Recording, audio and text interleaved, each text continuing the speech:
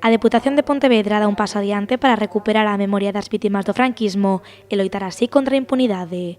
E o fai celebrando unhas xornadas da memoria histórica que se levarán a cabo este venres e sábado no Pazo Provincial. Cando falamos da recuperación da memoria, falamos de recuperar dereitos que aínda hoxe en día son soslayados directamente polo propio sistema estatal.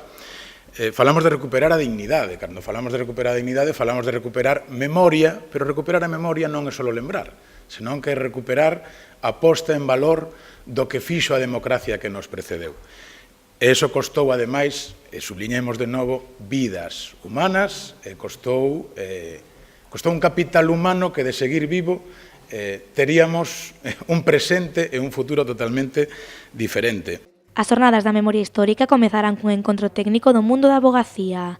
Nel intercambiaránse experiencias e iniciativas legais para facilitar a presentación de querelas neste eido. Unhas xornadas técnicas simplemente para abogados e para abogadas galegas que van a recibir información de dúas persoas, Paloma García e Jacinto Lara, que son as persoas que desde Madrid están levando a querela arxentina, que están asesorando as familias que xa se sumaron a querela arxentina, van a viaxar desde Madrid para explicarlle á xente da avogacía galega que teñen que facer, como poden iniciar esas tramitacións, tanto para as familias que se queran sumar a querela arxentina como para outras familias que queran presentar querelas en xuzgados galegos.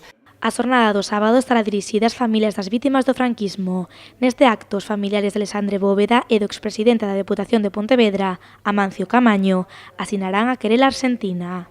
A denuncia interposta polos delitos de xenocidio cometidos en España pola ditadura franquista entre o 17 de xullo de 1936 e o 15 de xuño de 1977. O sábado pola mañán xa teremos o acto institucional que é o eixe principal e o protagonista, non? Ese día desta loita contra a impunidade que será celebrarse na Deputación, no Salón de Plenos, o marco necesario para que as familias interesadas, as familias que así o decidan, se podan adherir á querela arxentina.